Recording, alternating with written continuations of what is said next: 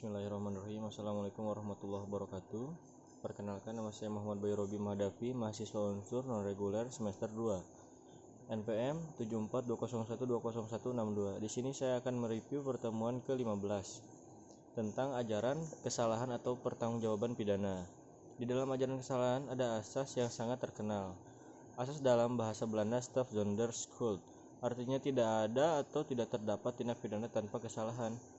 Asas ini tidak akan ditemukan dalam KUHP, akan tetapi ada di tatanan doktrin. Kesalahan ini adalah keseluruhan syarat. Tidak ada kesalahan ini pembenaran, akan tetapi pencelaan terhadap perilaku pelaku tindak pidana. Ada dua, kesengajaan dan kealpaan. Berbicara kesalahan ada dua, kesengajaan dan kelalaian.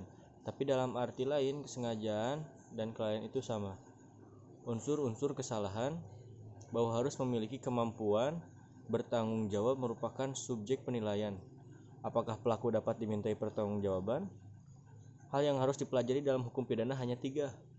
Pelaku pidana, perbuatan pidana, pertanggungjawaban pidana. Di dalam kesalahan ini harus ada hubungan batin antar pelaku dengan perbuatannya. Apa itu hubungan batin? Baik itu kesengajaan atau kealpaan. Ada beberapa teori mengenai pengertian dolus offset atau kesengajaan, yaitu Wills teori atau teori kehendak. Pelaku harus mempunyai kehendak ketika dia melakukan suatu perbuatan supaya dia masuk dalam unsur kesengajaan, maka pelaku harus mempunyai kehendak. Kalau berbicara kehendak, maka di situ ada unsur kesadaran. Yang kedua, teori membayangkan. Pelaku dapat membayangkan. Jadi kalau dia melakukan suatu perbuatan pidana, maka pelaku harus bisa membayangkan apa akibat yang akan timbul. Ini teori dalam praktek. Kedua teori ini memiliki dampak yang sama dan akibat yang sama. Jadi kalau dia melakukan perbuatan itu dengan sengaja, maka dia menghendaki perbuatan dan pelaku membayangkan akibat atau dampak dari suatu perbuatan. Kesengajaan ini kalau dilihat dari bentuk atau coraknya di dalam teori ada 3, yaitu sengaja dengan maksud, sengaja untuk satu tujuan. Bentuk kesengajaan paling sederhana. Kesengajaan keharusan, yaitu satu kesengajaan yang memang dituju oleh pelaku tetapi sebetulnya pelaku itu tidak menghendaki. Yang ketiga, kesengajaan dengan segala kemungkinan atau kesengajaan bersyarat atau dolus eventualis, yang semula terjadi tapi benar-benar terjadi. Kenapa disebut unsur subjektif? Karena kesalahan itu berada di diri pelaku. Apabila kita berbicara kesalahan, maka kesalahan itu adalah unsur subjektif, berbeda dengan kasualitas dan melawan hukum merupakan unsur objektif. Ketika kita berbicara unsur-unsur kesalahan, maka yang pertama, seseorang itu bisa dimintai pertanggungjawaban pidana kalau dia punya unsur kesalahan. Yang kedua, yang bersangkutan bisa dimintai pertanggungjawaban pidana kalau dia mampu bertanggung jawab. Dia di sini adalah pelaku. Yang ketiga, antara pelaku dengan perbuatan harus memiliki hubungan batin. Jadi pelaku harus menyadari pelaku harus dapat dimintai pertanggungjawaban. 4. Dalam kesalahan ini tidak ada alasan pemaaf, itu namanya kesalahan atau kesengajaan atau dolus. Sedangkan sifatnya kesengajaan itu ada 2, yaitu ada kesengajaan berwarna, yang kedua ada kesengajaan tidak berwarna.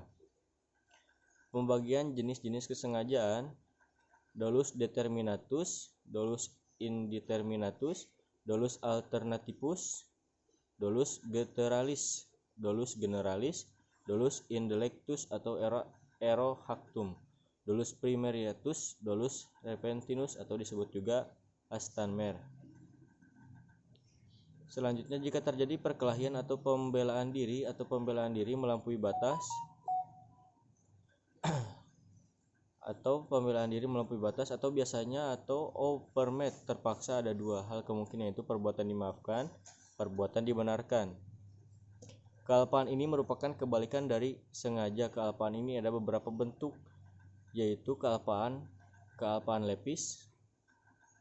Bertanggung jawab dikategorikan ada 3, yaitu deskriptif, normatif, sistem deskriptif, dan normatif. Keadaan jiwa atau disebut penyakit jiwa dibagi menjadi 4. Dapat dikatakan tidak mampu bertanggung jawab, orang yang punya traumatik tertentu, claustrophobia. implomani. Kealpaan yang disadari, kealpaan ini pelaku tidak bisa membayangkan akibat yang timbul. Alasan penghapus pidana yaitu alasan yang memungkinkan seseorang yang melakukan perbuatan yang memenuhi rumusan delik atau tindak pidana, tetapi tidak dapat dipidana. Alasan seorang tidak dapat dipidana karena perbuatan yang memenuhi tindak pidana tidak merupakan tindak pidana karena tidak bersifat melawan hukum. Perbuatan tersebut tidak dapat dikualifikasikan tindak pidana. Sebagai pelaku tidak dapat dimintai pertanggungjawaban, karenanya tidak ada kesalahan. Alasan pembenar, alasan yang meniadakan sifat melawan hukum. Perbuatan yang dilakukan oleh pelaku itu bukan dibenarkan, tetapi perbuatannya seolah-olah dibenarkan sehingga tidak masuk dalam ajaran melawan hukum. Alasan ini kemudian dibenarkan.